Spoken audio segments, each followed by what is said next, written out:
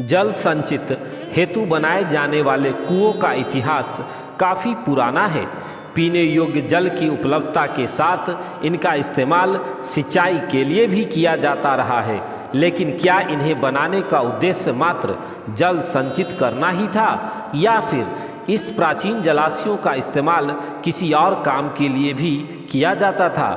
इन सवालों से हमारा तात्पर्य आपको यह बताना है कि प्राचीन काल के दौरान अधिकांश संरचनाओं को कई गुप्त उद्देश्यों को पूरा करने के लिए भी बनाया जाता था, जिनमें से एक की चर्चा आज हम इस वीडियो के माध्यम से करेंगे।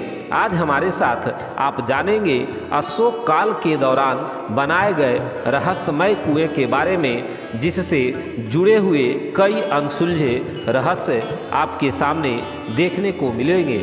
यह रहस्यमय कुआं मौजूद है बिहार राज्य के पटना शहर में, जिसका निर्माण सम्राट अशोक के काल के दौरान करवाया गया था। इस कुएं का नाम है अगम कुआं। पुरातात्विक विभाग की पड़ताल के बाद इस कुएं के विषय में जो भी पता चला वो काफ़ी चौंका देने वाला था। आज की तुलना में उस दौरान 20 फीट की खुदाई पर ही पानी निकल आता था, लेकिन इस कुएं की गहराई 105 फीट बताई जाती है। आखिर इतने गहरे कुएं की खुदाई के पीछे क्या कारण रहा होगा? बहुतों का मानना है कि इसमें सम्राट अशोक के गुप्त खजाना रखा जाता था, लेकिन बिहार के इस प्राचीन कुएं से कई अनोखी बातें जुड़ी है जो इस कुएं को रहस्यमयी बनाने का काम करती है। कहा जाता है कि सम्राट अशोक ने अपने 99 भाइयों को मारकर इसी कुएं में फेंकवा दिया था, जबकि बहुतों का मानना है कि यह कुआं सम्राट अशोक के गुप्त खजानों को रखने के लिए इस्तेमाल किया जाता था। हालांकि इस कुएं का असल सच्चाई अभी भी एक रहस्य बनी हुई है। इस सबसे अलग एक रहस्यमयी कुएं की एक बात सबके कान खड़े कर देती है कि यह कुआं कभी नहीं सूखता। कहा जाता है कि इस कुएं का पानी कभी नहीं सूखता और बाढ़ आने पर भी जल स्तर समान बना रहता है। हालांकि इस कुएं की वैज्ञानिक जांच से भी कुछ निकलकर सामने नहीं आया। पुरातात्विक सर्वेक्षण के अनुसार इस कुएं का निर्माण 273 से 232 ईसा पूर्व में कराया गया था। कहा जाता है कि इस कुएं का पानी रंग भी बदलता है। कहते हैं कि कई समय तक भी पुरातात्विक विभाग इस कुएं की गहराई नाप न सका, लेकिन काफ़ी मशक्क़त के बाद विभाग इस निष्कर्ष पर पहुंचा कि इस कुएं की गहराई 105 फीट हो सकती है। बता दें कि इस कुएं का नाम अगम का शाब्दिक अर्थ है पाताल, यानी पाताल से जुड़ा हुआ कुआं। कहा जाता है कि इस कुएं के अंदर और भी कई कुएं मौजूद हैं, 9 श्रृंखलाबद्ध और बाद में छोटे छोटे कुएं। जानकारों का मानना है कि कुएं के सबसे अंत में एक गुप्त तहखाना है, जहां सम्राट अशोक का खजाना गढ़ा हुआ है। ये भी कहा जाता है इस तहखाने से कई गुप्त सुरंगें बाहर की ओर जाती है। हालांकि इस बात में कितनी सच्चाई है, इस विषय पर कोई सटीक प्रमाण नहीं मिलता है।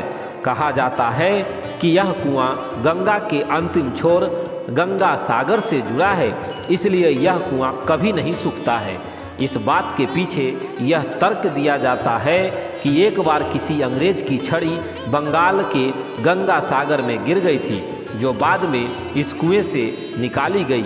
छड़ी गंगा सागर होते हुए पाटलिपुत्र पहुंची और कुएं के पानी पर तैरती नजर आई।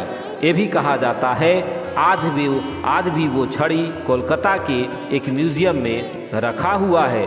इस कुएं को लेकर जानकारों का यह भी मानना है कि सम्राट अशोक ने सत्ता हासिल करने के लिए अपने 99 भाइयों को मारकर इसी कुएं में डलवा दिया था। इस कुएं का जिक्र अशोक काल के दौरान आए एक चीनी यात्री ने अपनी पुस्तक में किया है, जिसमें कहा गया है कि अशोक अपने दुश्मनों को ही हत्या कर इस कुएं में डलवा दिया करता था।